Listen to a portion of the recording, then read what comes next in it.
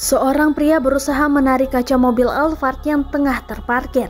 Aksinya tersebut terekam CCTV. Videonya pun diunggah oleh akun Instagram @fakta.indo dan viral di media sosial pada Senin 1 November 2021. Dalam video, si pria tersebut mengenakan kaos lengan pendek berwarna hitam. Ia juga mengenakan masker saat melakukan aksinya. Ia terus mencoba menarik kaca mobil Alphard sekuat tenaga. Ia bahkan terlihat bergelantungan pada mobil tersebut. Namun aksinya itu gagal dan ia langsung melarikan diri. Atas aksinya tersebut, banyak netizen yang merasa geram. Ada pula yang merasa lucu karena pria tersebut sudah susah payah menarik kaca namun gagal untuk mencuri.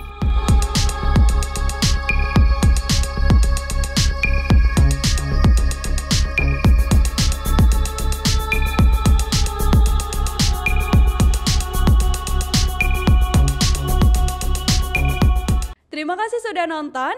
Jangan lupa like, subscribe, dan share ya.